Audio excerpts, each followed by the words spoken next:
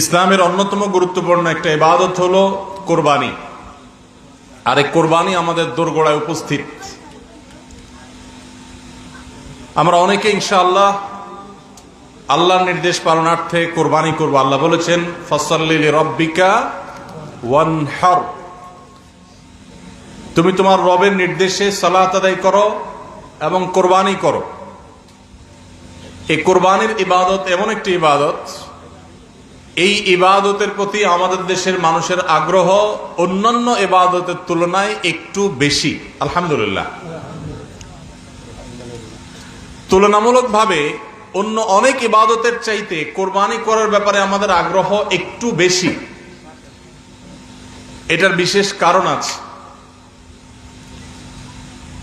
অন্যতম বড় যে কারণ সেটি হলো যে এটাকে আমরা উৎসব এবং কালচার হিসেবে নিয়েছি। সন্দেহ নেই এটা উৎসব, সন্দেহ নেই এটি কালচার, কিন্তু এটার প্রধান উদ্দেশ্য যদি ইবাদত না হয় তাহলে সেই আমল, সেই ইবাদতের, সেই ভালো কাজের বিনিময় আল্লাহর কাছে আশা করা যাবে না। সম্মানিত ভাইরা, যেহেতু কোরবানি আমাদের সামনে চলে আসছে, এই জন্য আমাদের কোরবানিকে অর্থবহ করবার জন্য আমরা আজকে কয়েকটি গুরুত্বপূর্ণ বক্তব্য, গুরুত্বপূর্ণ কয়েকটি নির্দেশনা দিতে চাই।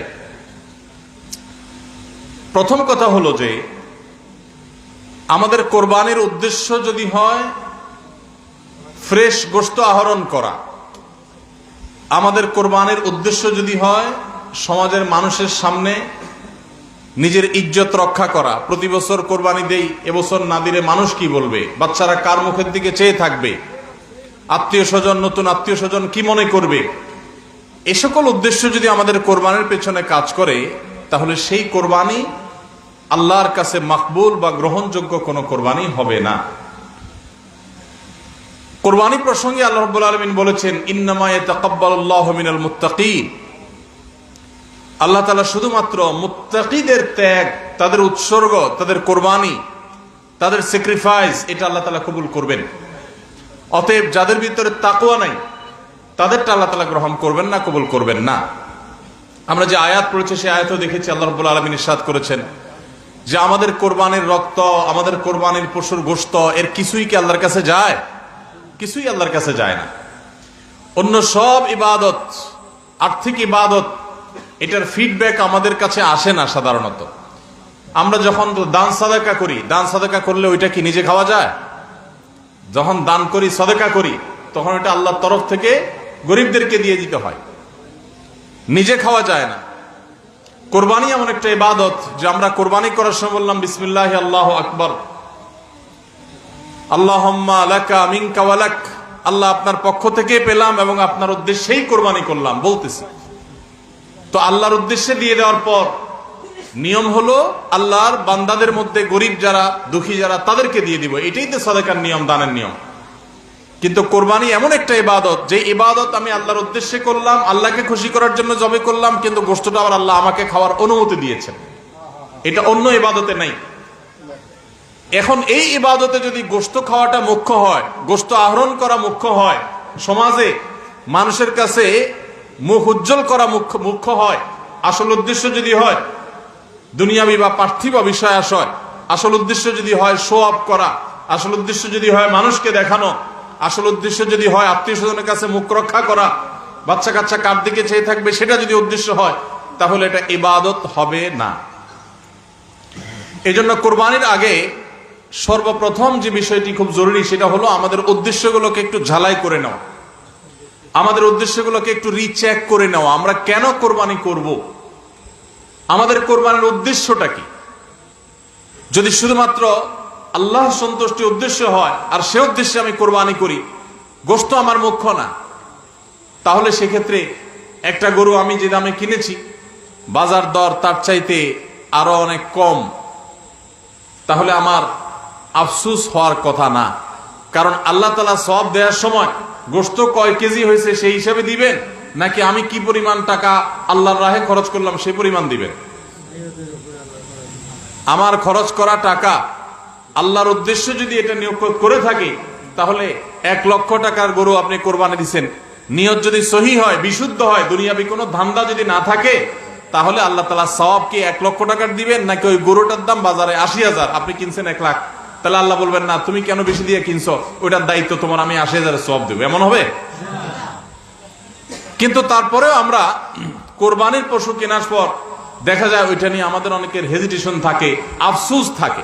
হ্যাঁ, সন্দেহাতীত ভাবে আপনি মার্কেটে যে গরুর বাজারে যে মূলামূলি করে উপযুক্ত ন্যায্য মূল্যে আপনি কিনবেন, অতিরিক্ত দাম কোনো যৌক্তিক কারণ ছাড়া আপনি কসাইকে বা গরু বিক্রেতাকে কেন দিবেন, সেটা দেওয়ার কোনো যুক্তি নাই।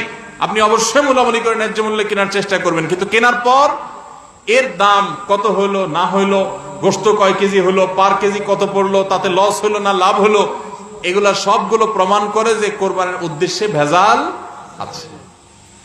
ভাইরা আমার, আমরা কোরবানি সাধারণত বেশিরভাগ মানুষ গরু দিতে পছন্দ করি। এর অনেক কারণ আছে অবশ্য। আমাদের দেশে ছাগল উৎপাদন হয় খুব কম, নানা কারণে ছাগল উৎপাদনের জন্য আমাদের এই দেশ, পৃথিবীর অনেক দেশে ছাগল অনেক বেশি উৎপাদন করা যায়।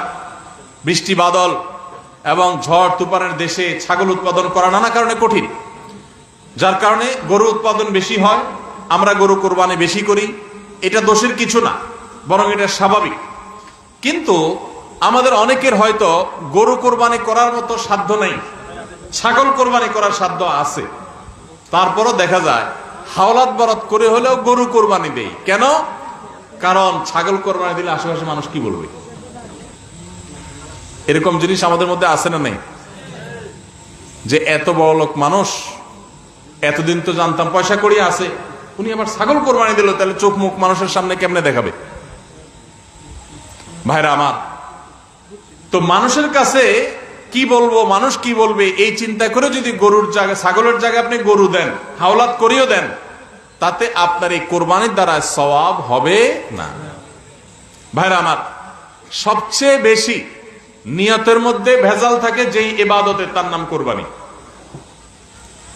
অন্য কোন ইবাদতে নিয়তের মধ্যে ভেজাল এত বেশি থাকে না, কোরবানিদের মধ্যে নিয়তের ভেজাল যত বেশি থাকে। কারণ কি?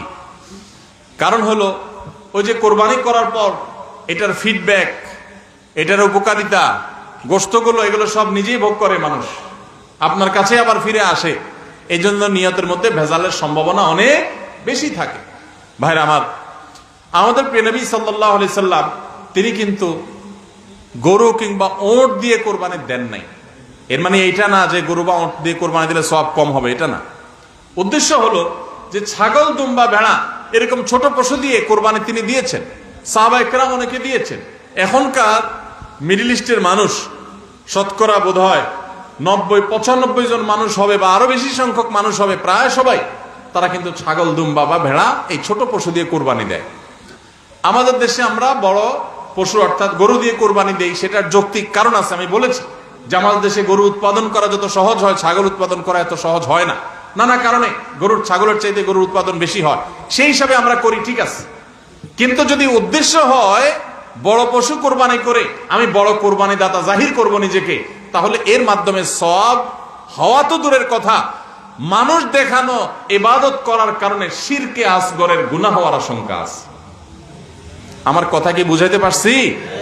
ভাইরা আমার, আমাদের দেশে বাস্তবতা হলো কিছু নেককার মানুষ আছেন, আল্লাহ তাআলা পয়সা করে দিয়েছেন, হালাল টাকা, আবার আল্লাহর উদ্দেশ্যে বড় পশু কুরবানি করে গরিব দুঃখীকে গোশত খাওয়ায়, গরিবদের পুষ্টির যোগান হয়, এরকম নেক উদ্দেশ্যওয়ালা মানুষ আছে আলহামদুলিল্লাহ।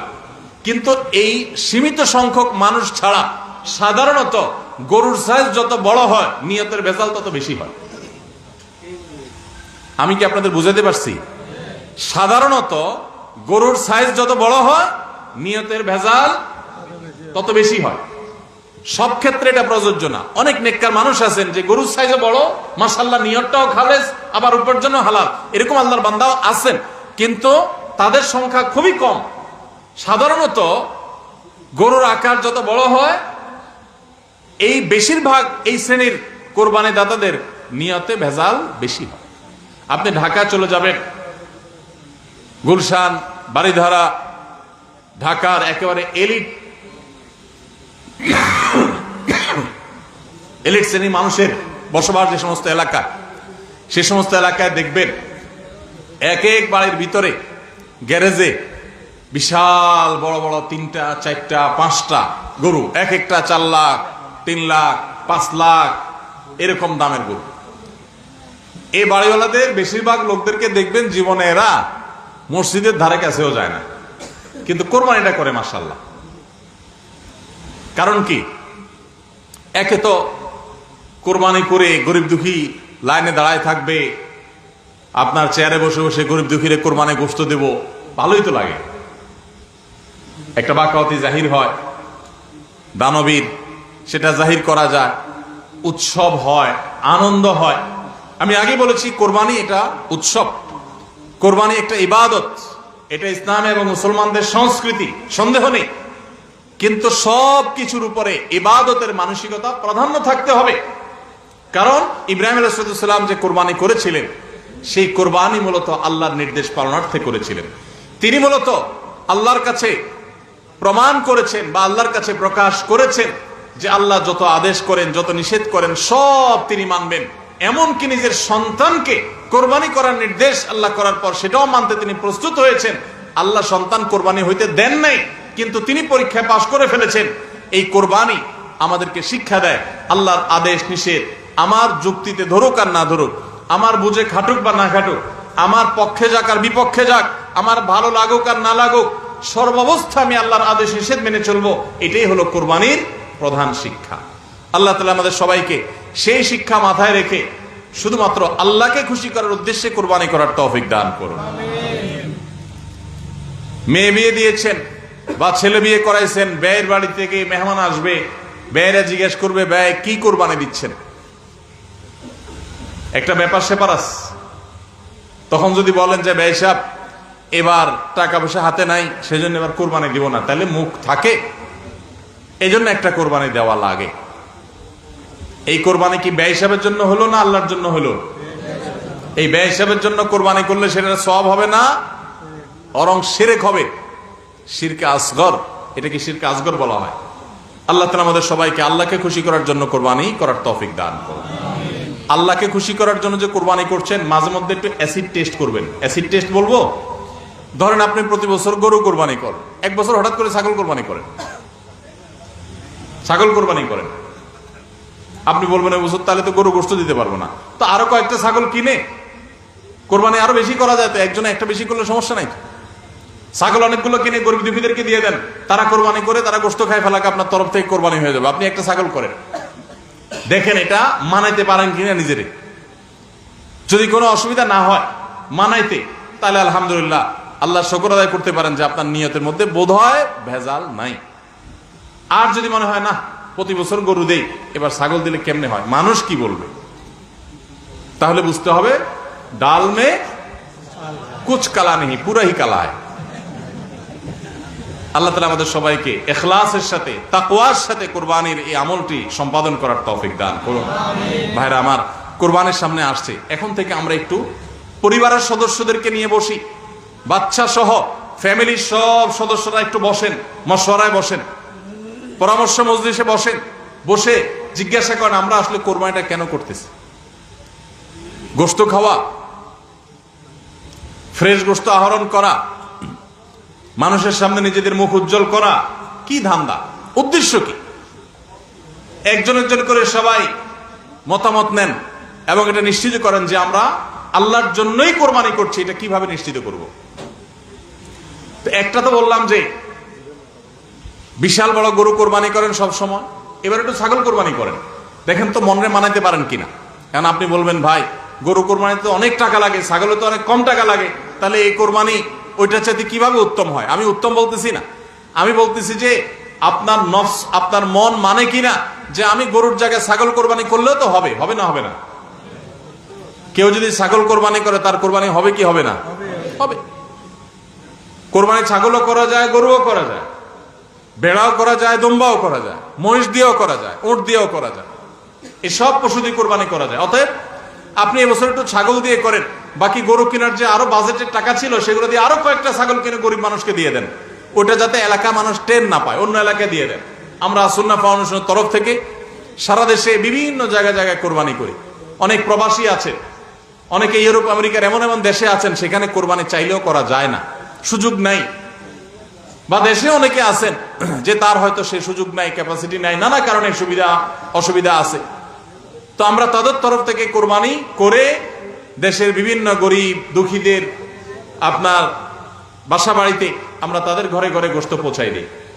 তো আপনি গরুর বাজেটের টাকা দিয়ে একটা ছাগল কিনে বাকি টাকা দিয়ে এরকম ছাগল কিনে মানুষকে দান করে দেন, জবাই করে অন্য মানুষকে গোশত দিয়ে দেন, এলাকা দিলেন না, মানুষ টের পারো না। তাহলে মনকে মানাতে পারেন কিনা দেখেন। এটা হলো অ্যাসিড টেস্ট। আমি বলতেছি না সবসময়, মাঝে মধ্যে এরকম করে দেখেন যে মন মানে কিনা। যদি দেখেন যে না মন মানে, তাহলে আলহামদুলিল্লাহ ভাইরা আমার। আর একইভাবে মাঝে মধ্যে আমার কোরবানি আমি জবাই করলাম, গোশত সব দিয়ে দিলাম, ফ্রিজে খুব একটা ভরলাম না, অল্প স্বল্প রাখলাম। কারণ আল্লাহ তাআলা বলেছেন ফাকুলু মিনহা ওয়া আতি'মুল বাঈসাল ফাকির ফাকুলু মিনহা ওয়া আতি'মুল কানি'a ওয়াল মু'তার। কোরবানি গোশত নিজেও খাবো, গরিব দুঃখীকেও খাওয়াবো, যে চায় তাকেও দিব, যে চায় না আত্মীয় স্বজন তাদেরকেও দিব। অতএব মুস্তাহাব এই তিনও ভাগে ভাগ করা, কিন্তু এটা ফরজ ওয়াজিব না। তাহলে আমি পরিমাণ একটু কম রেখে বেশিরভাগই দিয়ে দিলাম। মন মানে কিনা দেখেন, মন মানে কিনা। অনেকে আছেন লামসাম সামান্য একটু দিয়া আর সব ফ্রিজে ঠেলতে ঠেলতে ফ্রিজের দরজায় লাগে না, পারলে রশি দিয়া বাঁধে যে দরজা লাগে না। কারণ গোশত, পায়া, ভুড়ি, কলিজা, ফ্যাপসা সব ঢুকাইতে ঢুকাইতে ফ্রিজ বেচারা জাম হয়ে গেছে। তাহলে কোরবানি কেন করতেছি? গোশতের জন্য যদি কোরবানি হয়, এই কোরবানি করবাই না, এটা ফুর্তি। কোরবানি তো ত্যাগের না। আপনার ভিতরে ত্যাগ কতটা আছে, ত্যাগের মানসিকতা কতটা আছে। আপনি আল্লাহর রাহে আল্লাহকে খুশি করার জন্য লাখ টাকা দিয়ে গরু কোরবানি করেন, ভালো কথা। আপনার মধ্যে আসলে ত্যাগের মানসিকতা আছে কি এটা প্রমাণ করার জন্য মাদ্রাসা, নতুন মাদ্রাসা হচ্ছে, সেখানে লক্ষ লক্ষ টাকার দরকার আছে, আপনি সেখানে 20,000 50,000 টাকা অকাতরে দিতে পারেন কিনা, এটা অ্যাসিড টেস্ট। সেখানে টাকা বাইর হয় না। কোরবানিতে লাখ টাকা দেন, মাদ্রাসা টাকা দেন না, মসজিদে টাকা দেন না, আরো অনেক দিনের কাজ আছে সেখানে টাকা দেন না। গরিব দুঃখী মানুষ আছে, তাদের দরকার। একজন গরিব তার চিকিৎসা মাত্র 20,000 টাকা হলে হয়ে যায়, আপনি 20,000 টাকা দিতে পারেন কিন্তু দেন না, 2,000 দেন, 500 টাকা দেন, কিন্তু কোরবানির সময় মাশাআল্লাহ 1 লাখ টাকার গরু কিনেন। যদি আল্লাহর জন্যই হয়, স্যাক্রিফাইস যদি হয়, কোরবানিও করেন, ওখানেও দেন, কিন্তু কোরবানির সময় আসেন ওখানে নাই। তাহলে আপনার এই কোরবানিটা কি আল্লাহর জন্য হচ্ছে না নিজের জন্য হচ্ছে, আল্লাহর খুশির জন্য হচ্ছে না অন্য কোনো উদ্দেশ্য হচ্ছে? এই প্রশ্ন জোরালো ভাবে আমাদের অবশ্যই রাখতে হবে। ভাইরা আমার, এর মানে আবার কেউ এটা বুঝেন না যে কোরবানি কম হোক আমরা সেই চেষ্টা করবো না, কোরবানি আরো বেশি বেশি করার চেষ্টা করবেন। কোরবানি যত বেশি হবে তত আমাদের সব দিক থেকে লাভ। যারা কোরবানি বিদ্বেষী, সেকুলার, বিশেষ করে এক শ্রেণীর মুসলিম বিদ্বেষী নাস্তিক আছে, কোরবানির মৌসুম আসলেই দেখবেন এদের পাখা গজায়। এরা দেখবেন গরুর প্রতি মায়া এত বেশি, এত দরদ। তারা বলে আরে এতগুলো গরু জবাই করে ফেলা হবে, এই গরুগুলোর ভিতরে প্রাণ আছে, কত নির্মমতা। এরকম দেখবেন এরা এখন থেকে কয়দিন পর থেকে দেখবেন সোশ্যাল মিডিয়াতে, ফেসবুকে তাদের এই সমস্ত জিগি শুরু হয়ে যাবে, আছে না নাই? এরা আবার সকাল বিকাল বিফ ছাড়া, মাটন ছাড়া, অর্থাৎ গরু গোশত আর খাসি গোশত ছাড়া, মুরগির গোশত ছাড়া তাদের নাস্তাও চলে না। তাদের নাস্তায় থাকে হলো আপনার চিকেন স্যান্ডউইচ, তাদের দুপুরে থাকে হলো বিফ কারি, তাদের রাতে থাকে হলো গরুর কালাবুনা অথবা মাটন, ডাল খাসি। 3 বেলা গোশত ছাড়া চলে না। কিন্তু মুসলমানদের কোরবানি আসলে তাদের কি হয়? অ্যালার্জি ছাড়া চুলকানি শুরু হয়, আছে না নাই? এই জন্য এদের প্রতিবাদে কোরবানি আরো বেশি করে করবেন, কিন্তু সেটা আল্লাহকে খুশি করার জন্য যেন হয়। কারে খুশি করার জন্য হবে? আল্লাহকে খুশি করার জন্য। ভাইরা আমার, কোরবানি যত বেশি হবে আমাদের যেরকম সওয়াব হবে, আমাদের দেশের অর্থনীতিতে অনেক বেশি কল্যাণ বয়ে আনবে এই কোরবানি। কিভাবে সেটা? প্রতি বছর কোরবানিতে যে লক্ষ লক্ষ গরু ছাগল জবে হয়, এই লক্ষ লক্ষ গরু ছাগল এগুলো তো আসমান থেকে নাজিল হয় না, জমিন ফেড়ে বের হয় না। এক সময় ইন্ডিয়ান গরুর উপরে আমাদের দেশ নির্ভর ছিল। আলহামদুলিল্লাহ গত বেশ অনেক বছর ধরে আপনারা দেখেন যে আমাদের দেশীয় গরু দিয়েই আমাদের কোরবানির ম্যাক্সিমাম চাহিদা প্রায় পূরণ হয়ে যায়। ইন্ডিয়ান গরুর উপরে এখন আর আমাদের কোরবানি নির্ভর নয়। এই যে গরুগুলো উৎপাদন হচ্ছে, আপনি উত্তরবঙ্গে গেলে দেখবেন, আমি যাই বিভিন্ন সময়, সিরাজগঞ্জ যাবেন, পঞ্চগড় যাবেন, ঠাকুরগাঁ যাবেন, দিনাজপুর যাবেন, বিভিন্ন জায়গায় যাবেন উত্তরবঙ্গে, দেখবেন যে কৃষকরা তারা অনেকে গরু পালন করছেন। আমরা সুন্নাহ ফাউন্ডেশন থেকে যখনই কোনো বিধবাকে, কোনো গরিব অসহায় মানুষকে স্বাবলম্বী করার জন্য বলি আপনাকে কোন জিনিসটা কিনে দিলে আপনার বা ভালো হয়, আপনি সেটা দিয়ে উপার্জন করতে পারবেন। বেশিরভাগ বিধবারা, বেশিরভাগ অসহায় মানুষেরা তারা বলে একটা গরুর বাছুর কিনে দেন, একজোড়া ছাগল কিনে দেন, তাহলে এগুলো আমি সারা বছর বড় করব। এগুলো বড় করতে আমার কোনো ঝামেলা নাই। দোকানদারি করা অনেক ঝামেলার কাজ, চ্যালেঞ্জের কাজ, বাকি চলে যায়, টাকা তোলা যায় না, এগুলো সহজ। এই বাছুরটাকে আমি ঘাস খাওয়াই বড় করব। কোরবানি মৌসুম আসলে এই 20,000 30,000 টাকা দিয়ে কিনা বাছুরটা আমি 70,000 80,000 টাকা বিক্রি করব, ডাবল হয়ে যাবে, আমার লাভ হবে। তাদের জন্য এটা সহজ। তো কোরবানির এই ইবাদতটা মুসলমানরা যেটা করেন এদেশে, এটার মাধ্যমে এদেশের আর্থ সামাজিক উন্নতি হয়। লক্ষ লক্ষ হাজার হাজার কৃষকের, পশুপালনকারীদের তাদের উপার্জনের মাধ্যম হয়। কোটি কোটি টাকা, মিলিয়ন মিলিয়ন টাকার ডিলিংস হয়, লেনদেন হয়, যেটা জাতীয় অর্থনীতির চাকা এটাকে ঘোরাতে সাহায্য করে। কোরবানির এই ইবাদত এটা আমাদের অনেক গরিব অভাবী মানুষের পুষ্টির যোগান দেয়। আপনারা জানেন অনেক গরিব মানুষ আছেন কোরবানির মৌসুমে মন ভরে একটু গোশত খাইতে পারেন, সারা বছর গোশতের দাম এত বেশি, তো বেচারারা কিনে খেতে পারেন না। তাহলে কোরবানির এই গোশত, কোরবানির এই উৎসব, এই ইবাদত, এটার মাধ্যমে পশুপালনকারীদের উপার্জনের মাধ্যম হয়। সারা বছর যারা অপেক্ষা করে কোরবানির সময় পশু জবাই করে, পশু বিক্রি করে আবার তারা পশুপালন করবে, এর মাধ্যমে তাদের আর্থিক যে অনটন আছে এটা দূর হয়, তাদের উপার্জনের মাধ্যম হয়। আবার গরিব অভাবী মানুষ যারা আছে, যারা পুষ্টির অভাবে থাকে, পুষ্টিহীনতায় থাকে, তাদের আমিষের অভাব থাকে, তাদের খাদ্যের মধ্যে আমিষ পরিমাণ মতো থাকে না, সেই লোকগুলোর এই কোরবানি উপলক্ষে এক একজন 2 কেজি 4 কেজি 5 কেজি গোশত পাইলে কয়েকদিন ধরে তারা আমিষ খেতে পারে, তাদের পুষ্টির যোগান হয়। ভাইরা আমার, এর মাধ্যমে লক্ষ লক্ষ কোটি কোটি টাকা লেনদেন হওয়ার কারণে দেশের অর্থনীতির চাকা সচল হয়। নানা দিক থেকে এর পার্থিব উপকারিতা আছে।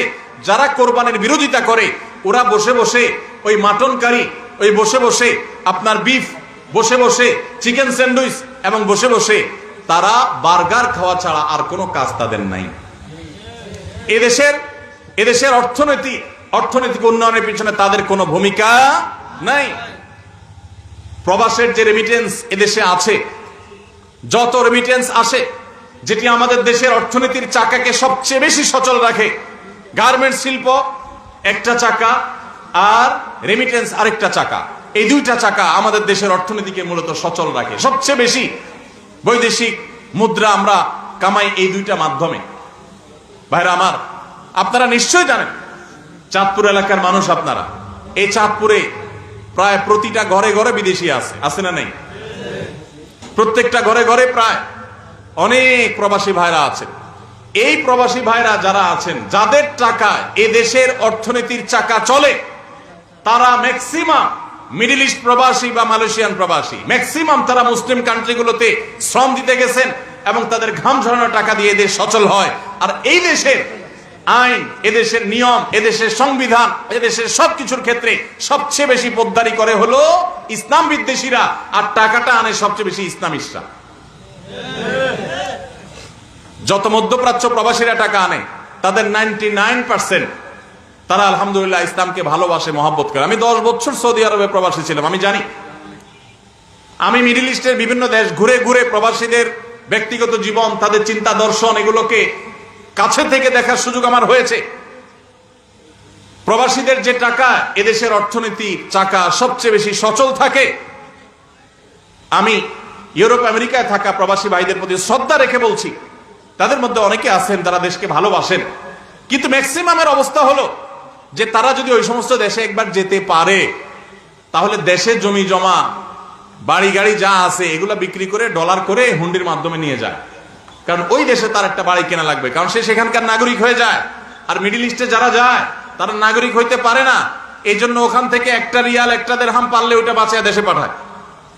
ঠিক না বেঠিক? অতএব কোরবানির উৎসবের মাধ্যমে দেশের অর্থনীতির চাকা সচল হয়। প্রবাসীদের কষ্টার্জিত আয়ের মাধ্যমে দেশের অর্থনীতির চাকা সচল হয়। এদেশের অর্থনীতির চাকা সচল হওয়ার পেছনে সবচেয়ে বেশি ভূমিকা যাদের, তাদের বিরুদ্ধাচরণকারী যাদের কোনো ভূমিকা নাই, বসে বসে বার্গার খাওয়া ছাড়া, চিকেন আর বিফ কাট আপনার মাটন খাওয়া ছাড়া যাদের আর কোনো কাজ নাই, এরাই কোরবানি আসলে গরুর জন্য মায়া কান্না শুরু করে। এজন্য এদের প্রতিবাদে আরো বেশি বেশি করে কোরবানি করবেন। আপনাদেরকে কোরবানি কম করতে বলি নাই, কিন্তু কোরবানির উদ্দেশ্য যেন হয় আল্লাহকে শুধু খুশি করা, সেটা নিশ্চিত করতে হবে। সবাই চেষ্টা করবো তো ইনশাআল্লাহ। আল্লাহ আমাদের সবাইকে আল্লাহর উদ্দেশ্যে কোরবানি করার তৌফিক দান করুন।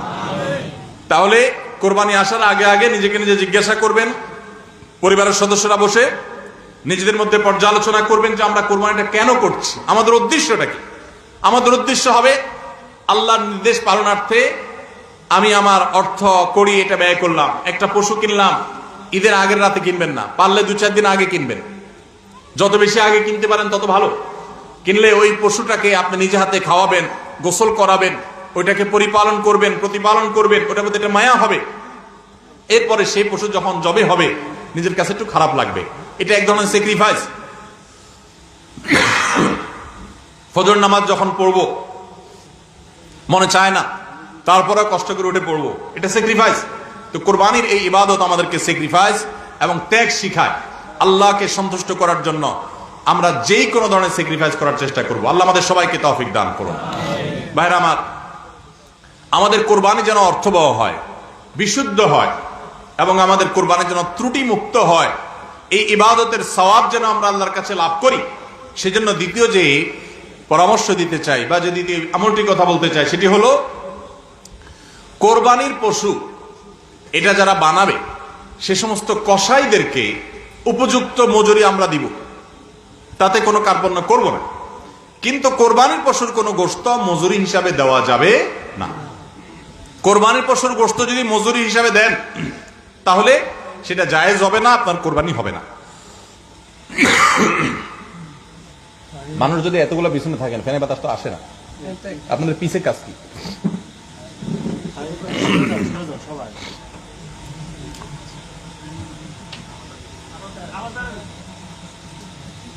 জি ভাই, তো যেটা বলছিলাম যে কোরবানির পশুর গোশত এটা যে কসাইরা বানায়, সে কসাইদেরকে কোরবানির পশুর গোশত থেকে কিছু দেওয়া যাবে না। এখন আপনি বলবেন ভাই কেমন কথা, যেই বেচারা কোরবানির পশুটা জবে করলো, সরি গোশতটা প্রস্তুত করলো, চামড়াটা ছিললো, এত কষ্ট করে বানাইলো, গোশতগুলো সব নিয়ে বাসা তুলে যাবো আর তার কিছুই দিব না, কেমন হয়? দেখতে মনে হচ্ছে এটা অমানবিক না? আসলে কাহিনী ভিন্ন। কাহিনী কি? কাহিনী হলো কোরবানির পশু আমরা যখন জবাই করলাম বিসমিল্লাহ আল্লাহু আকবার আল্লাহুম্মা মিনকা ওয়ালাক, এটা যখন জবাই করলাম আল্লাহর নামে, তখন এই পশু আল্লাহর নামে জবে হয়ে গেছে। এটা মূলত যেটা বললাম গরিব দুঃখীকে দেওয়ার কথা। কারণ আমরা যখন যাকাত দেই, সাদেকা দেই, তখন কি ওটা নিজে খাইতে পারি? আর তাহলে কোরবানির গোশত তো খাইতে পারার কথা না, কিন্তু আমরা খাইতে পারতেছি কেন? আল্লাহ তাআলা এই একটা আর্থিক ইবাদত আল্লাহ কবুল করেছেন। আমরা যখন সহি নিয়তে যদি করে থাকি আল্লাহ কবুল করে, এরপর বলেন ঠিক আছে তোমাকে দিলাম, তুমি খাও আমার তরফ থেকে, আল্লাহর তরফ থেকে এবার আমি খাই। তো এই কোরবানির গোশত এটা বিক্রি করা জায়েজ আছে না জায়েজ নাই?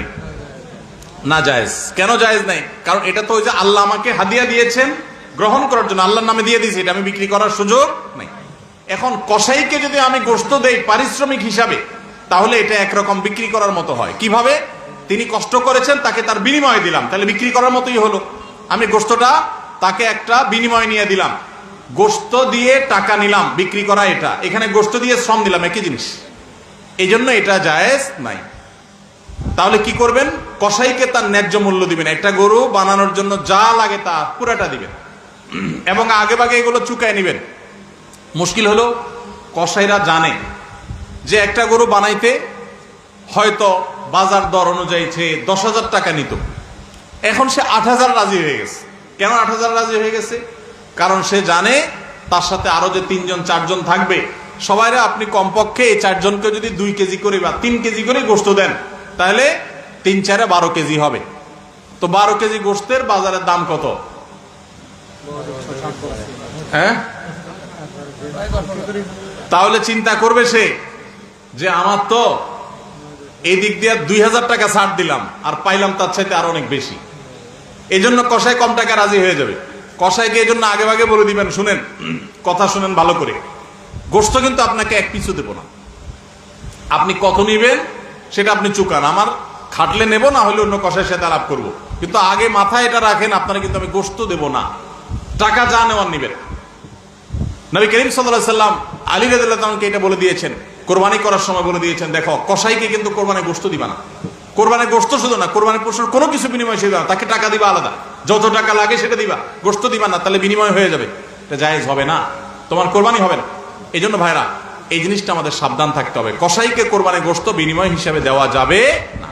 হ্যাঁ, কসাই যদি গরিব হয় তাহলে সেক্ষেত্রে অন্য গরিবকে আপনি আধা কেজি করে দিচ্ছেন, কসাইরও আধা কেজি দিতে পারেন, অন্য গরিবকে 1 কেজি করে দিচ্ছেন, কসাইরও 1 কেজি দিতে পারেন, কিন্তু কসাই হিসাবে না। সেটা হলো তিনি যদি কসাইগিরি নাও করতেন তারপরও আপনি তাকে দিতেন যদ্দুর অদ্দুর দিবেন, এর বেশি যদি আপনি দেন এবং সেটা যদি বিনিময় হিসাবে দেন তাহলে কি হবে না, জায়েজ হবে না। এই একটা মাসআলা না জানার কারণে আমাদের অনেকের কোরবানি এটা নিয়ে টানাটানি দেখা দেয়। নাম্বার 3 এবং শেষ পয়েন্ট হলো, কোরবানির পশুর গোশত এটা আপনি আহরণ করতে গিয়ে মাথায় রাখবেন যে কোরবানির পশুর রক্ত, বুড়ির ময়লা, এগুলো যেন আশপাশের পরিবেশটা নষ্ট না করে। আমরা অনেক সময় দেখি কোরবানির ঈদের 2 দিন 4 দিন 5 দিন পর পর্যন্ত রাস্তাঘাট দিয়ে চলা যায় না দুর্গন্ধের চোটে, ঠিক না ভাই? ঠিক। এবং কোরবানির মৌসুমে প্রায় বিভিন্ন বছরে দেখি আমরা বন্যা হয়, এই ময়লাগুলো পানির সাথে বিভিন্ন জায়গায় ছড়ায় পড়ে। বিশেষ করে আমাদের বাইরে আশেপাশে রাস্তাঘাট দিয়ে পথচারীরা যখন চলে, আপনার কোরবানির পশুর দুর্গন্ধ, এটার ময়লা, রক্ত, এগুলো যদি আশপাশে পরিবেশ নষ্ট করে, মানুষের নাক ধরে, মানুষ অসুস্থ হয়, নানা রকমের রোগ তৈরি হয়, এখান থেকে নানা রকম রোগবালাই ছড়ায় এবং মানুষের কষ্টের কারণ হয়, তাহলে কোরবানি দিয়ে আপনি সওয়াবের পরিবর্তে গুনাহ হওয়ার আশঙ্কা আছে। এই জন্য নিজ দায়িত্বে আমার পশুর কোরবানির রক্ত গর্ত করে এমন ভাবে কোরবানি করব যে সব গর্তে চলে যাবে এবং মাটি চাপা দিয়ে দিব এবং পানি দিয়ে এমন ভাবে পরিষ্কার করে দিব, ব্লিচিং পাউডার ইত্যাদি দিয়ে এমন ভাবে পরিষ্কার করব যাতে করে আশপাশে কোনো মানুষের কষ্ট না হয়। অনেকে আছেন কোরবানির বুড়ি ময়লাগুলা যেখানে সেখানে ফেলে দিয়ে রাস্তার পাশে উনি বুড়িটা নিয়ে চলে গেছেন, এটা কোনো ভালো মুসলমানের কাজ না, এটা ফাসেক মানুষের কাজ। নবী করিম সাল্লাল্লাহু আলাইহি সাল্লাম ঈমানের শাখা বলতে গিয়ে বলেছেন, ইমাতাতুল আযা আনিত তরিক, ঈমানের একটা শাখা হলো রাস্তায় এমন কিছু যদি কেউ কষ্ট ফেলে রাখে যেটাতে আরেকজনের কষ্ট হয়, সেটা আপনি আরেকজন ফেললে আপনি সরাই দিবেন, এটা হলো ঈমানের দাবি। আর আপনি নিজে যদি ফেলান সেই জিনিসটা, যে জিনিসটা মানুষের কষ্ট হয়, তাহলে এটা তো কুফরির অঙ্গ হবে। কথা কি বুঝাতে পারছি? আমরা অনেকে কোরবানি করি কিন্তু এই জিনিসগুলো খেয়াল করি না যে আমার কোরবানিটাকে অনর্থক করে দিতে পারে, অর্থহীন করে দিতে পারে, সওয়াবের পরিবর্তে গুনাহ হতে পারে। এই জন্য কোরবানির পশুর রক্ত, ময়লা, বুড়ির ময়লা, এই সবগুলোকে আমরা নিজ দায়িত্বে একেবারে পরিষ্কার করে রাখবো। মনে থাকবে তো ইনশাআল্লাহ? আল্লাহ তাআলা আমাদের সবাইকে কোরবানির এই ইবাদতকে আল্লাহকে সন্তুষ্ট করবার উদ্দেশ্যে খালেস এবং বিশুদ্ধ নিয়তে, সহি নিয়তে, এবং এই কোরবানিকে আল্লাহ তাআলা বিশুদ্ধ উপায়ে আমাদেরকে সবাইকে সম্পাদন করার তৌফিক দান করুন। আমাদের কোরবানির পশুর রক্ত বা পশুর কোনো কিছু দুর্গন্ধ বা কোনো কিছু, কোনো ময়লা যেন পরিবেশকে দূষিত না করে, মানুষের কষ্টের যেন কারণ না হয়। আল্লাহ তাআলা আমাদের সবাইকে সে বিষয়গুলোকে মেনে চলার তৌফিক দান করুন। কে কত ভালো কোরবানি করলেন, কে কত ভালো মুসলমান, দায়িত্বশীল মুসলমান, এটা বোঝা যাবে কোরবানির পর পশু যেখানে কোরবানি করেছেন আশেপাশে কোনো জায়গায় কতটা পরিষ্কার আছে না আছে, এটার উপরে। এটা হলো মিটার, এটা দিয়ে মাপা যাবে যে আপনি মুসলমান, ইসলাম কতটা বুঝছেন। শুধুমাত্র জবাই করলেন আর গোশত খাইলেন ইবাদত হয়ে গেল, এত সোজা না। আল মুসলিমু মান সালিম আল মুসলিমুনা মিন লিসানিহি ওয়া ইয়াদিহি, যার হাত মুখ দ্বারা অন্য মুসলমান নিরাপদে থাকে, সেই মুসলমান। আপনার জবাই করা পশুর রক্ত, এটার গন্ধ কয়দিন পরে ছড়াচ্ছে, শুকায় রক্ত গন্ধ বাইর হয়েছে, ময়লা আছে সেগুলো গন্ধ বাইর হয়েছে, তা অন্য মানুষের কষ্ট হচ্ছে, আপনি মুসলমান হতে পারলেন না, আপনার এটা ইবাদত হলো না। এই জন্য এই একটা বিষয় মনে হতে পারে ছোট্ট বিষয়, এই ছোট্ট বিষয়টাই কিন্তু আমাদের ইবাদতকে নষ্ট করে দিতে পারে। আমরা সবাই খেয়াল করবো তো ইনশাআল্লাহ? আল্লাহ তাআলা আমাদের সবাইকে আমল করার তৌফিক দান করুন। জাযাকুমুল্লাহ খাইর, জাযাকুমুল্লাহ খাইর। ভাইরা আমার, এই মাদ্রাসা নতুন হয়েছে, এই মাদ্রাসা নতুন হয়েছে। আমি তো মাদ্রাসার উদ্বোধন জানতাম, এখন দেখি উদ্বোধন আগেই হয়ে গেছে। তো যাই হোক, বেশি দিন হয়নি, খুবই নতুন মাদ্রাসা, আশেপাশে খুব বেশি শিক্ষা প্রতিষ্ঠান নাই, যতটুকু আমি জানলাম কর্তৃপক্ষ জানালেন। আপনাদের এলাকাবাসী, আপনাদের জন্য কর্তব্য হলো এই মাদ্রাসাকে সর্বাত্মক সহযোগিতা করা, সন্তান ভর্তিকরণের মাধ্যমে নগদ অর্থ কড়ি দিয়ে, বুদ্ধি পরামর্শ দিয়ে, যে যেভাবে পারেন সে সেভাবে এই মাদ্রাসাকে সাহায্য করবেন। সবাই চেষ্টা করবেন তো ইনশাআল্লাহ। মনে রাখবেন, এই সমস্ত মাদ্রাসাগুলো যদি না থাকতো, আমাদের দেশে আফ্রিকার যে অবস্থা দেখতেছেন না, আফ্রিকার অবস্থা অনেকে শুনেন, আফ্রিকার কোন কোন অঞ্চল আছে যে 10 টাকা পকেটে নিয়ে মানুষ চাইতে পারে না, নিরাপদ না, খুন করে ফেলা 10 টাকার জন্য, একটা মোবাইলের জন্য মানুষ খুন করে ফেলা। আমাদের দেশে বাইরে অনেকে সাউথ আফ্রিকা আছেন, তারা অনেকে এই ধরনের অনিশ্চয়তার মধ্যে, এই ধরনের আশঙ্কার মধ্যে থাকেন। আমাদের দেশ নানা দিক থেকে আমরা পিছিয়ে আছি, আর্থিক অনটন অনেক বেশি, গরিব মানুষের সংখ্যা অনেক বেশি। এরপরও এই দেশে অপরাধ প্রবণতা যতটুকু নিয়ন্ত্রণে আছে, এর জন্য আইন শৃঙ্খলা রক্ষাকারী বাহিনীর অবদান, প্রশাসনের অবদান যতটা আছে, তার চাইতে কোনো ক্রমেই এদেশের আলেমদের অবদান কম নয়। মসজিদগুলো থেকে, মাহফিলগুলো থেকে, এদেশের দ্বীনি প্রোগ্রামগুলো থেকে সর্বদা মানুষকে সততার পথে আহ্বান করা হয়, সারাদিন মানুষকে আল্লাহর ভয় দেওয়া হয়, যার কারণে মানুষ এখনো যতটা ভালো আছে, এর বেশিরভাগ ক্রেডিট হলো এই দ্বীনি প্রতিষ্ঠানগুলোর, দ্বীনি আয়োজনগুলোর। আপনারা কেউ কোনোদিন শুনেন নাই যে কোনো মসজিদের ওয়াজ শুনে, কোনো মাহফিলে কোনো হুজুরের ওয়াজ শুনে কেউ চুরি হয়ে শুরু করে দিছে, ডাকাতি শুরু করে দিছে, মাদকাসক্ত হয়ে গেছে? শুনছেন কোনোদিন? বরং উল্টাটা শুনবেন, বহু চোর, বহু ডাকাত, বহু খারাপ মানুষ এখান থেকে ভালো হয়েছে। তো এই মাদ্রাসাগুলো যদি বেঁচে থাকে, আমাদের দেশ বেঁচে থাকবে, আমরা ভালো থাকবো, আমাদের জেনারেশন ভালো থাকবে। আর যদি মাদ্রাসাগুলো শেষ হয়ে যায়, দুর্বল হয়ে যায়, তাহলে আমরা ধ্বংস হয়ে যাব। আজ আমাদের সমাজে যতটুকু অনাচার, যতটুকু অনিয়ম, যতটুকু অন্যায়, যতটুকু পাপাচার আমরা দেখি, এটি দাওয়াতের অভাবে, ইসলাম প্রচারের, যথাযথভাবে ইসলামকে প্রচার করার অভাবে। আর সে অভাব দূর করবার জন্যই এই প্রতিষ্ঠানগুলোকে আমাদের বাঁচিয়ে রাখতে হবে। মনে রাখবেন, সাদকায়ে জারিয়া এটা। মসজিদ করার জন্য আমাদের দেশে অনেকেই আলহামদুলিল্লাহ আগ্রহ হয়ে দান করেন, কিন্তু মাদ্রাসা করার জন্য টাকা দিতে চান না। অথচ সন্দেহ নেই, মসজিদ আল্লাহর ঘর, মুসলমান সমাজের মূল কেন্দ্র মসজিদ। নবী সাল্লাল্লাহু আলাইহি ওয়াসাল্লাম প্রথম মদিনায় গিয়ে মসজিদই বানাইছেন, সন্দেহ নেই। কিন্তু মনে রাখবেন, মসজিদকে যদি আপনি শোরুমের সাথে তুলনা করেন, তাহলে মাদ্রাসাকে আপনি তুলনা করতে পারেন ইন্ডাস্ট্রি, কারখানার সাথে। মাদ্রাসা যে আলেমগুলো তৈরি হয়, প্রোডাকশন হয়, এই আলেমগুলাকে মসজিদে উপস্থাপন করা হয়। মসজিদের মিম্বরে যে হুজুর দেখেন, যে আলেম দেখেন, তার প্রোডাকশন হয়েছে কোত্থেকে? মাদ্রাসা থেকে। এই জন্য মাদ্রাসাগুলো হলো কারখানার মতো, এগুলো টিকে না থাকলে শোরুমে মাল পাবেন না, শোরুমে মানুষ পাবেন না, মসজিদে উপযুক্ত ব্যক্তি পাবেন না। পৃথিবীর অনেক দেশ আছে, দেশগুলোতে অনেক সুন্দর সুন্দর মসজিদ আছে, কিন্তু ভালো ইমাম নাই, ভালো খতিব নাই, ভালো আলেম নাই, ভালো ওয়াইজ নাই, ভালো দায়ী নাই। এই জন্য মসজিদগুলো বা মাদ্রাসাগুলো বাঁচায় রাখতে হবে কি হবে না? এই মাদ্রাসাগুলোকে আপনারা বুদ্ধি দিয়ে, অর্থ করে দিয়ে সাহায্য সহায়তা করবেন। চাঁদপুরের মানুষ পয়সাওয়ালা মানুষ, মাদ্রাসা এখনো কয়েক লক্ষ টাকা দেয় না। কই মোতায়েম সাহেব কত টাকা দেয় না? কত টাকা দেয় না? 16 লক্ষ টাকা নাকি দেয় না। আল্লাহু আকবার।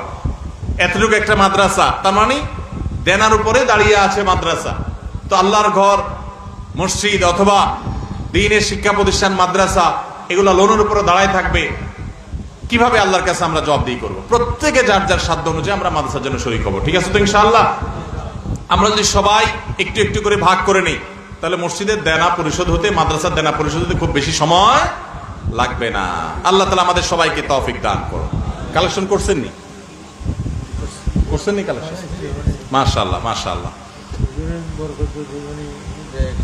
জাযাকুমুল্লাহ খায়ের। তাহলে আপনারা সবাই যার যার সাধ্য অনুযায়ী, এখন কেউ বিশেষভাবে বলার মতো আছেন, বিশেষ কোনো অঙ্ক? 16 লাখ টাকা দেনা আছে, 1 লাখ 2 লাখ এরকম দেনা দিয়ে দিবেন, মাদ্রাসা দেনা পরিশোধের জন্য দান করবেন, কেউ আছেন? সাদাকায়ে জারিয়া। আম কিনে খাওয়া এক জিনিস, আর আম গাছ লাগায়া সে গাছের আম খাওয়া আরেক জিনিস। আপনি নিজে সুবহানাল্লাহ, আলহামদুলিল্লাহ, আল্লাহু আকবার পড়লেন, ইবাদত বন্দেগী করলেন, এটা হলো আম কিনা খাইলেন, ওয়ান টাইম খাইলেন, শেষ। আর আম গাছ লাগাই দিলেন, এই মাদ্রাসায় টাকা দান করলেন, এটা হলো আম গাছ লাগানো। কারণ এখান থেকে যত ছাত্র বাইর হবে, আলেম বাইর হবে, হাফেজ বাইর হবে, এগুলো সবগুলোর সব আপনি পাইতে থাকবেন। গাছ লাগালে যেরকম প্রতি বছর বছর আম খান, ঠিক একইভাবে মাদ্রাসা করলে সেখানে প্রতি বছর বছর যে ছাত্র বাইর হবে, আলেম বাইর হবে, সেগুলোর সব আল্লাহ তাআলা আপনাকে কবরে বসায় বসায় শোয়া শোয়া দিবেন। এই মাদ্রাসা হয়তো 100 বছর টিকে থাকবে, আপনি তো দুনিয়াতে 100 বছর বাঁচবেন না। সুবহানাল্লাহ একবার বলবেন, একবারে সওয়াব পাবেন, কিন্তু মাদ্রাসাটা যতদিন থাকবে ততদিন আপনার আমলনামায় সওয়াব যেতে থাকবে। সবাই শরীক হওয়ার চেষ্টা করবো তো ইনশাআল্লাহ। বলার মতো উল্লেখযোগ্য কেউ আসেননি যে মাদ্রাসার দেনা পরিশোধের জন্য, মাদ্রাসার বিল্ডিং এর কাজের জন্য সদকা জারিয়া হিসাবে শরীক থাকবেন, এরকম কেউ বলার মতো আছেন? যদি কেউ থাকেন মোহতারাম সাহেবের সাথে যোগাযোগ করবেন এবং মাহফিল উপলক্ষে অন্তত কিছু না কিছু শরীক হয়ে যাওয়ার চেষ্টা করবেন। আল্লাহ তাআলা সবাইকে তৌফিক দান করুন। জাযাকুমুল্লাহ খাইর। দোয়া করবেন কি হুজুর নেই? না আরো কথা আছে? না না দোয়ার হুজুর আপনি দোয়া বড় হুজুর করা লাগে না। জাযাকুমুল্লাহ খাইর। আর সুযোগ নেই, সময় নেই। ও ভাই আপনাদের প্রশ্নগুলোর সময় নাই আমার হাতে ভাই, 10:30 বাজে গেছে। প্রশ্ন উত্তর ওখানে যাই দেবো কিছু। জি দোয়া আপনার, আপনি মাইকে দোয়া করবেন ইনশাআল্লাহ। ভাই কয়েকটা প্রশ্ন আছে, সংক্ষেপে আমরা দেখি কয়েকটা উত্তর দেওয়ার চেষ্টা করি। বিসমিল্লাহ। কোন কোন পশু দ্বারা কোরবানি করা জায়েজ?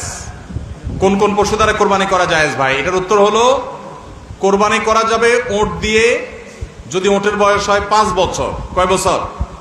5 বছর বয়সী উট। আর গরু দিয়ে কোরবানি করা যাবে, মহিষ দিয়েও করা যাবে যদি গরু মহিষের বয়স হয় 2 বছর। আর ছাগল দিয়ে, ভেড়া এবং দুম্বা দিয়ে কোরবানি করা যাবে যদি এগুলোর বয়স হয় 1 বছর। তাহলে 3 ক্যাটাগরির পশু, উট আর গরু মহিষ এবং ছাগল ভেড়া দুম্বা, এই 3 ক্যাটাগরির পশু দিয়ে কোরবানি করা জায়েজ আছে। এবং এছাড়া অন্যান্য যেগুলো আছে, বন্য জন্তু অথবা অন্যান্য হালাল পশু, হাঁস বরক, এগুলা কোনটা দিয়ে কোরবানি করা জায়েজ নাই। কোরবানি শুধুমাত্র ওইটা দিয়ে কোরবানি করা জায়েজ আছে, 3 ক্যাটাগরির পশু। কোরবানির গোশত কতদিন ফ্রিজে রেখে খাওয়া যাবে? কোরবানির গোশত কতদিন ফ্রিজে রেখে খেতে পারবেন? ভাইরা আমার, এটার কোনো লিমিটেশন নাই। এটা নির্ভর করবে আপনার রুচির উপরে। এটা নির্ভর করবে যে আপনি কতদিন রেখে নিজে খেতে চাচ্ছেন বা এটা কতদিন ভালো থাকে তার উপরে। অনেকে খুব বেশি দিন গোশত ফ্রিজে রেখে, মাছ ফ্রিজে রেখে খেতে পছন্দ করেন না। ভাইরা আমার, কোরবানির গোশত যেহেতু আল্লাহকে আমি দিয়ে দিয়েছি, এটা আসলে আমার কিনা গোশতের মতো না। অতএব এখানে আমি যেটুকু পাই ওইটুকুই আমার জন্য বেশি, এই মানসিকতা থাকলে তাহলে গোশতের মধ্যে লাভ লস আর হিসাব করার মানসিকতা আমাদের থাকবে না। কোরবানির পশুর গোশত বেশিরভাগই দান করে দিবেন। আপনি 3 ভাগের 1 ভাগ দান করলেন, 1 ভাগ আত্মীয় স্বজনকে খাওয়ালেন, আরেক ভাগ আপনি রেখে দিলেন। এটা হলো মুস্তাহাব, কিন্তু এটা জরুরি না। কেউ যদি বেশিরভাগও রেখে দেয় তার কোরবানি হয়ে যাবে। উদ্দেশ্য যদি আল্লাহকে খুশি করা হয়, গোশতটা যদি মূল উদ্দেশ্য না হয়। কারোর উদ্দেশ্য হতে পারে যে আমি রেখে দিয়ে পরে আস্তে আস্তে আল্লাহর রাস্তায় মানুষকে দিব, গরিব দুঃখীদেরকে রান্না করে খাওয়াবো, নিজেরাও খাবো, তো আলহামদুলিল্লাহ তিনি রাখতে পারেন। এটা কোনো লিমিটেশন নাই যে কোরবানি গোশত এতদিনে বেশি রাখা যায় না, এমন কোনো কথা নাই। আসন্ন কোরবানি নিয়ে যদি কিছু নসিহা পেশ করতেন, আমরা বলে ফেলেছি সেটা। 7 নামে কোরবানি দেওয়া যাবে কিনা, কোরবানি 7 নামে দিবেন কিনা? ভাইরা আমার, কোরবানি মূলত আল্লাহর নামে হবে, এটা আমাদের বলার ভুল। আমরা বলি 7 নামে কোরবানি, আসলে 7 নামে না, 7 জনের তরফ থেকে, 7 ব্যক্তির তরফ থেকে কোরবানি হয়, 7 ব্যক্তির পক্ষ থেকে কোরবানি হতে পারে। গরুতে, ওটে সর্বোচ্চ 7টা ভাগ হতে পারে, 7-এর নিচে হতে পারে, উপরে হতে পারে না। আবার ভগ্নাংশ হবে না, অর্থাৎ 1 ভাগ 2 জনে মিলে নিলে হবে না। বুঝে আসছে কথা? 3 ভাগ হতে পারে, 2 ভাগ হতে পারে, 7 ভাগ সর্বোচ্চ হতে পারে। 7 ব্যক্তির পক্ষ থেকে কোরবানি যথেষ্ট হবে। গরু এবং ওটে, মহিষে, এগুলোতে যথেষ্ট হবে। পরিষ্কার নবী করিম সাল্লাল্লাহু আলাইহি ওয়াসাল্লামের হাদিস রয়েছে। আজকাল অনেক আলেমরা এটা নিয়ে বা কোন আলেমরা এটা নিয়ে মত পার্থক্য করেন, দুর্ভাগ্যজনক সেটা। এটা নিয়ে সংখ্যাগরিষ্ঠ ইমামদের দ্বিমত নাই। আরব আজম কোন দেশে সংখ্যাগরিষ্ঠ আলেমদের কোনো দ্বিমত নাই যে গরু, ওট এগুলো 7 ব্যক্তির তরফ থেকে যথেষ্ট হবে। দাড়ি কতটুকু রাখা শরীয়ত সম্মত? যাদের দাড়ি কম গজায় তাদের ক্ষেত্রে শরীয়তের বিধান কি? দাড়ি এটাকে লম্বা করতে হবে। আফুল্লুহা আর খুল্লুহা, নবী সাল্লাল্লাহু আলাইহি ওয়াসাল্লামের নির্দেশ, তোমরা দাড়িকে ছেড়ে দাও, লম্বা করো। এখন যাদের দাড়ি গজাই কম তাদের সওয়াব যে কম হবে তা না। আমরা অনেকে মনে করি দাড়ি যত লম্বা হয় সওয়াব মনে হয় তত বেশি হয়। না, ব্যাপারটা সেরকম না। কারণ দাড়ি অনেক ছোট হয়, দাড়ি যদি ছোট হলে সওয়াব কম হয় তাহলে মালয়েশিয়ান, ইন্দোনেশিয়া মানুষদের দাড়ি সওয়াবই থাকবে না। বেচারা দাড়ি একটু বড়ই হয় না। আমার দেশে অনেকের আছে যে সামান্য অল্প অল্প দাড়ি, তো দাড়ি অল্প হোক আর বেশি হোক, আমার যা আছে আমি সেটাই রেখে দিছি, আমি কাটি নাই, এর মাধ্যমে আল্লাহ তাআলার কাছে আমি সওয়াব পাবো, এটাই সুন্নাহ পালন হয়ে যাবে, ওয়াজিব আদায় হয়ে যাবে। নামাজে অনেক সময় রাকাত ভুলে গেলে করণীয় কি? অনেক সময় 3 রাকাত পড়লাম নাকি 4 রাকাত ঠিক মনে থাকে না। নামাজে রাকাত সংখ্যা নিয়ে যদি আমাদের সমস্যা হয়, এই সমস্যা তো প্রায় হয়, তাই না? আজকাল যে পরিমাণ দুনিয়ার ধান্দা, নামাজের রাকাতের হিসাব মনে থাকে না। তো রাকাত সংখ্যা নিয়ে যদি আমার ঝামেলা হয়, মনে না থাকে, তাহলে আমি কি করব? আমি দেখব যে আমার কোনটার দিকে প্রবল ধারণা জাগে। 3 রাকাত আর 4 রাকাত দুইটা নিয়ে সন্দেহ হচ্ছে, আমার বেশিরভাগ মনে হচ্ছে 4 রাকাত, তাহলে আলহামদুলিল্লাহ 4 রাকাতই আমি ধরে নিব। আর যদি বেশিরভাগ মনে হয় 3 রাকাত, তাহলে 3 রাকাতই আমি ধরে নিব, প্রবল ধারণা যেটা হবে সেটা আমি ধরে নিব এবং শেষে সিজদা সাও দিয়ে নিব। আর যদি আমার 3 এবং 4-এর মাঝখানে আমি দাঁড়ায় থাকি, 50-50, 3-এর দিকেও মন আগায় না, 4-এর দিকেও মন আগায় না, 2-এর দিকেও মন আগায় না, আবার 3-এর দিকেও মন আগায় না, এরকম যদি হয় তাহলে কমটা ধরে নিব। পরিষ্কার হাদিসে নবী সাল্লাল্লাহু আলাইহি ওয়াসাল্লাম নির্দেশনা রয়েছে ব্যাপারে। যেমন 3 আর 4 নিয়ে যদি ডাউট হয় এবং 50-50 থাকেন, মাঝখানে দাঁড়ায় আছেন, কোনো দিকে মন টানে না, তাহলে আপনি 3 ধরে নেবেন, 3 ধরে নামাজ শেষ করবেন, শেষে সিজদা সাও দিয়ে দিবেন, বাস নামাজ হয়ে যাবে ইনশাআল্লাহ। ফজরের নামাজের সময় দেরি হলে, অর্থাৎ যদি দেখা গেল সূর্য উদয় হইতেছে, এরপর কি কাজা নামাজ পড়বো নাকি ফজর নামাজ স্বাভাবিক নিয়মে পড়বো? সূর্য উঠছে এরকম অবস্থা নামাজ পড়া জায়েজ নাই, হারাম। সূর্য যখন উঠে, যদি আপনি ফজর নামাজ পড়তে পারেন নাই, কোনোদিন হঠাৎ হয়ে গেছে, অ্যালার্ম বাজছে, খবর নাই, এত বেশি ঘুম আসছে, কালে বাদ্রে হতে পারে, ডেইলি এরকম হলে জায়েজ হবে না, গুনাহগার হবে। হঠাৎ হয়েছে একদিন, অনেকদিন পরে হতে পারে, এরকম যদি হয় সূর্য উঠে গেছে, এদিকে আপনার ফজর নামাজ পড়া হয় নাই, তাহলে আপনি সূর্য উঠতেছে ওই টাইমে নামাজ পড়বেন না। তাহলে কি করবেন? সূর্য উঠার 15-20 মিনিট পর অপেক্ষা করে তারপরে ফজর নামাজ আপনি আদায় করবেন। সমাজে কিছু মানুষ বিপদে পড়ে এনজিও গুলো থেকে লোন নিয়ে বিদেশে যায়, জায়গা ক্রয় করে অথবা ঘরবাড়ি করে, এক্ষেত্রে করণীয় কি? এনজিও গুলো 14% হারে সুদের টাকা দেয়। সুদের টাকা কি 14% হারে দিছে না 2% হারে দিছে, এটা মুখ্য না।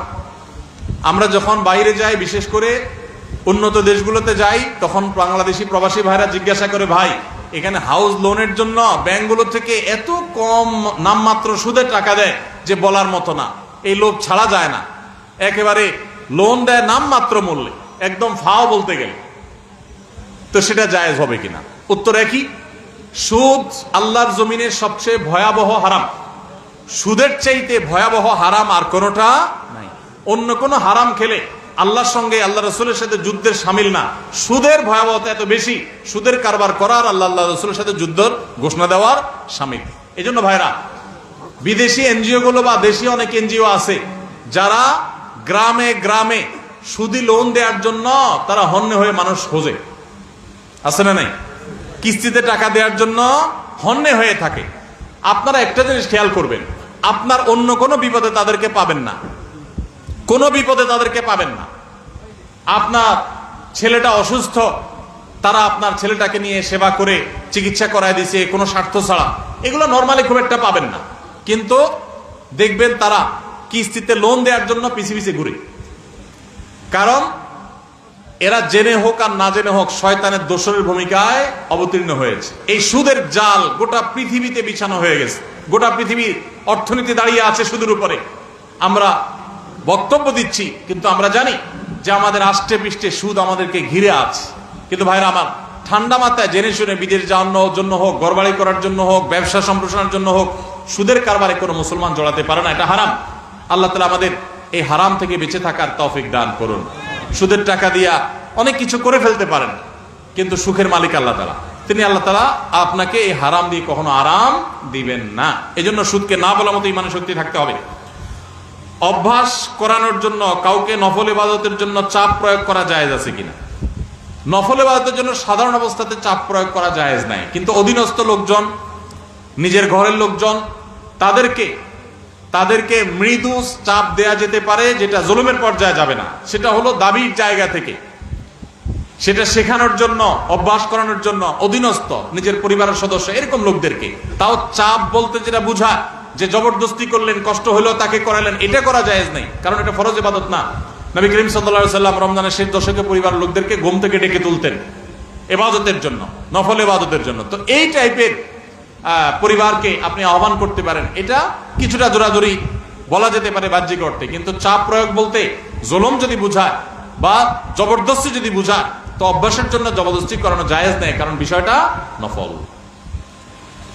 পিরিয়ড অবস্থায় মুখস্থ সূরা বা কোরআনে কারীম থেকে তেলাওয়াত করা যাবে কিনা? পিরিয়ড অবস্থায় কোরআন তেলাওয়াত করার ব্যাপারে জমহুর বা সংখ্যাগরিষ্ঠ ইমামদের মত হলো মা বোনরা পিরিয়ড অবস্থায় কোরআন তেলাওয়াত করবেন না। তারা কোরআন তেলাওয়াত শুনতে পারেন, তারা ইসলামিক বই পুস্তক পড়তে পারেন, তারা অন্যান্য দ্বীনি বই, তাফসীর গ্রন্থ, হাদিস গ্রন্থ পড়তে পারেন, দোয়া দুরূদ জিকির আজকার সব করতে পারেন, কিন্তু কোরআন তেলাওয়াত তারা করবেন না, কোরআন স্পর্শ করবেন না। এটা হলো জমহুর এবং সংখ্যাগরিষ্ঠ ইমামদের মত। আমার বাবা একজন ব্যবসায়ী, তিনি ব্যবসায় হারাম করেন, আমি ঠান্ডা মাথায় অনেক করে বুঝিয়েছি, এর কারণে আমাকে দোকান থেকে বের করে দিয়েছেন। এখন এই ব্যবসার টাকা কি আমি খেতে পারবো? আমার জন্য কি হারাম হবে? পুরো ব্যবসাটা যদি হারাম হয় এবং হারামের উপরে দাঁড়ায় থাকে, তাহলে আপনি নিজে যেহেতু দোকানদারি করতেছেন, তার মানে নিজে কিছু করতে পারবেন, তাহলে আপনার জন্য জায়েজ নাই। আপনি প্রাপ্তবয়স্ক হলে আপনার বিকল্প উপার্জনের পথ আপনাকে খুঁজে বের করতে হবে। আপনি টিউশনি করে হোক, অন্য জায়গায় চাকরি করে হোক, নিজের হালাল উপার্জন করবেন। হারাম সম্পূর্ণ হারাম হলে সেটার উপর নির্ভর করতে পারেন না। হ্যাঁ, দুই একটা আইটেম হারাম আছে, ম্যাক্সিমাম হালাল, এরকম যদি হয় তাহলে সেক্ষেত্রে আপনার জন্য এটা সম্পূর্ণ হারাম হবে না। কিন্তু বাবাকে হারাম থেকে ফেরাতে পারছেন না, পরিপূর্ণ হারাম, তাহলে নিজে বিকল্প উপার্জনের পথ খুঁজে বের করবেন। কোনো কারণ ছাড়াই এই গ্রামের 3টি মসজিদে ঈদের জামাত অনুষ্ঠিত হয়, অথচ এই গ্রামে পূর্বে সবাই একত্রিত হয়ে ঈদগাহে সালাত আদায় করত। এ নিয়ে গ্রামের মানুষের মধ্যে বৈষম্য, মতপার্থক্য দেখা দেয়, ফলে গ্রামের মানুষ একে অন্যের উপর রাগ, ক্ষোভের সৃষ্টি হয়। ভাইরা আমার, একই গ্রামে 3টা ঈদের নামাজ হয়, 3টা মসজিদে ঈদের নামাজ হয়। আগে সব মসজিদের মুসল্লিরা মিলে একটা ঈদগাহে নামাজ পড়তেন। অবশ্যই আগেরটা অধিকতর উত্তম ছিল, এখন যেটা হয় সেটা উত্তম নয়। ঈদ এটা নিয়ম হলো মাঠে হবে, মসজিদে হবে না। কোনো কারণ ছাড়া মসজিদে ঈদের নামাজ আদায় করা এটা সুন্নাহর খেলাফ, মাকরুহ। ভাইরা আমার, নবী করিম সাল্লাল্লাহু আলাইহি সাল্লাম ঈদের নামাজ পড়ার জন্য মাঠে বের হয়ে যেতেন। আজ শহর তো শহর, গ্রামে মাঠ আছে, ঘাট আছে, চাইলেই অনেক সময় মাঠে নামাজ পড়া যায়, খোলা মাঠে নামাজ পড়া যায়, কিন্তু ওই মসজিদে নামাজ পড়ে। ঈদের আনন্দটাই তো মাঠে ময়দানে যাওয়ার মাধ্যমে। প্রত্যেক মসজিদে মসজিদে ঈদের নামাজ পড়া এটা কোনো উত্তম কাজ না। উত্তম হলো কয়েক মসজিদের মানুষ একত্র হয়ে একটা উন্মুক্ত জায়গায় নামাজ পড়বে, এটাই হলো সুন্নাত। ওইটা সুন্নাত না। মসজিদে মসজিদে ঈদের নামাজ পড়া এটা কি না? সুন্নাত না। অতএব আপনাদের এলাকাতে আগে যেটা হতো সেটা সুন্নাত, আবার যদি আপনারা সেটা প্রতিষ্ঠা করতে পারেন ভালো হয়। ভাইরা আমার, কেন মসজিদে মসজিদে ঈদের নামাজ হয়? কারণ কি? কারণ একেবারে পরিষ্কার। কারণ হলো সব মসজিদের কমিটির লোকজন তারা সবাই নেতা হতে চায়, কেউ কাউকে মানতে রাজি না। আরেক ঈদগাহে যদি যে নামাজ পড়ি তাহলে তো আমাদের ইজ্জত থাকবে না, তাহলে তো আমাদের সম্মান থাকবে না, মুখ থাকবে না। এই কারণে অনেকে দেখা যায় যে তারা নিজেরা সভাপতি, সেক্রেটারি, নিজেরা মোড়লগিরি, মাতবরগিরি করবে, এই জন্য নিজের মসজিদে জামাত শুরু করে দেয়। মোড়ল মাতবরগিরি করার যদি উদ্দেশ্য হয় তাহলে এটা কিসের ইবাদত? ইবাদত যদি নবী করিম সাল্লাল্লাহু আলাইহি সাল্লামের আনুগত্যের নাম হয় তাহলে আপনার মসজিদে নয়, বরং সেটা মাঠে হবে। প্রত্যেক মসজিদ না, কয়েক মসজিদের মানুষ মিলে ঈদের নামাজ হবে। দেখুন, ইসলামের নামাজের ব্যবস্থাপনাটা এত সুন্দর। 5 ওয়াক্ত নামাজ পাঞ্জেগানা মসজিদে হবে। প্রত্যেক এলাকার ছোট ছোট ঘর বাড়ির, ছোট বড় ঘর বাড়ির লোকেরা তারা দিনে 5 বার একত্র হবে, কুশল বিনিময় হবে, একজন একজনের হাল পুরসি করবে। এটা একটা সৌন্দর্য। আবার জুমার নামাজ, জুমা মানেই হলো একত্র করে, যে অনেকগুলো পাঞ্জেগানা মসজিদের মুসল্লিদেরকে একত্র করবে জুমার নামাজ। আবার ঈদের নামাজ হলো অনেকগুলো জুমার নামাজের মুসল্লিকে একত্র করবে, আরো বড় পরিসরে হবে, সেটা হলো ঈদের নামাজ।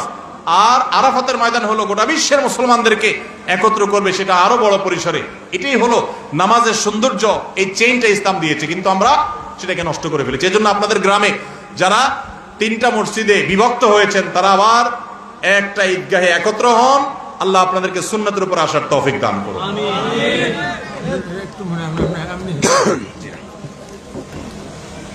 আপনি আসেন।